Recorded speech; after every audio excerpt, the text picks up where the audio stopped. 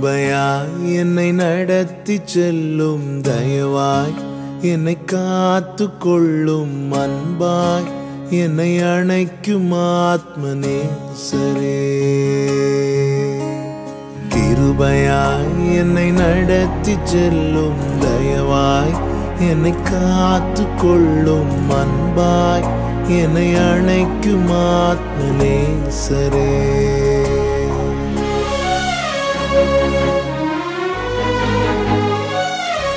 இன்றைய வாக்குத்தத்த வசனம். இயேசு கிறிஸ்துவின் இனிய நாமத்தினாலே உங்களை வாழ்த்துகிறேன். கலாத்தியர் 6வது அதிகாரம் 16வது வசனம். இந்த பிரமாணத்தின்படி நடந்து வருகிறவர்கள் எவர்களோ அவர்களுக்கும் தேவனுடைய இஸ்ரவேலருக்கும் சமாதானமும் இரக்கமும் உண்டாயிருப்பதாக. கர்த்தருடைய நாமம் மகிமைப்படுவதாக.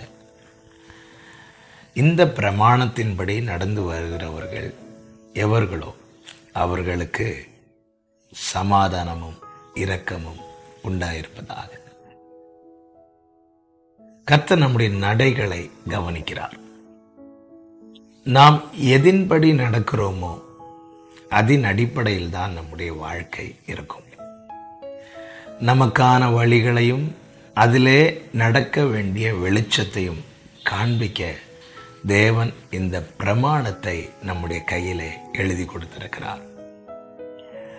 நமக்கான வழியையும் அதிலே நடக்க வேண்டிய வெளிச்சத்தையும் நமக்கு காண்பிக்க தேவன் இந்த பிரமாணத்தை, இந்த வேதத்தை நம்முடைய கையிலே எழுதி கொடுத்திருக்கிறார். இதன்படி நடந்து வருகிறவர்கள் எவர்களோ அவர்களுக்கு தேவனுடைய சமாதானமும் இரக்கமும் உண்டாகும்.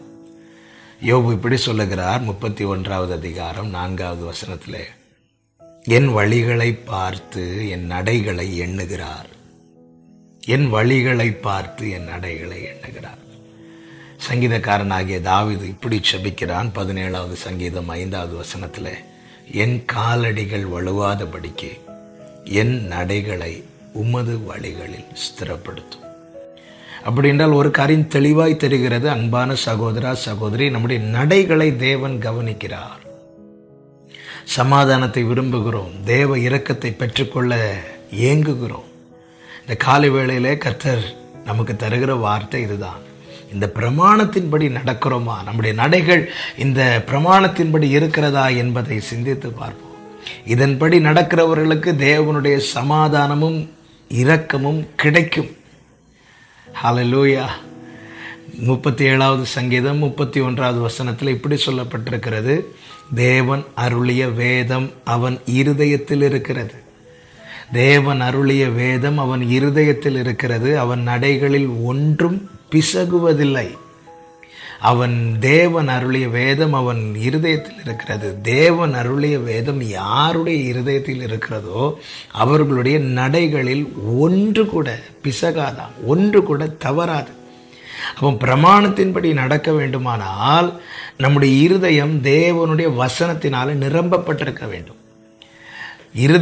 இருதயத்திலிருந்து தான் எல்லா காரியங்களும் புறப்படுகிறது என்று வேதம் நமக்கு காண்பித்து தருகிறது. அப்போ பிரமாணத்தின்படி நடக்கணும், வசனத்தின்படி நடக்கணும்னா வார்த்தைகளால் நம்முடைய இருதயத்தை நிரப்பி இருக்க வேண்டும். அப்படி காணப்படும் போது நம்முடைய நடைகள் பிசகாதான், நம்முடைய நடைகள் இடராது. தேவன் நடைகளை கவனிக்கிறார். தேவனுடைய சமாதானத்தையும் இரக்கத்தையும் பெற்றுக்கொள்ள இந்த பிரமாணத்தின்படி நடக்கிறவர்களாய் நாம் நம்மை மாற்றிக்கொள்வோம்.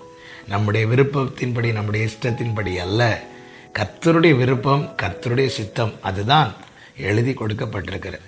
இதன்படி நடந்து பாருங்கள். கர்த்தருடைய வேதத்தின்படி நடக்கிற உத்தம மார்க்கத்தார் பாக்கியவான்கள். தேவ சமாதானமும் இரக்கமும் உங்களுக்கு கிடைப்பதாக.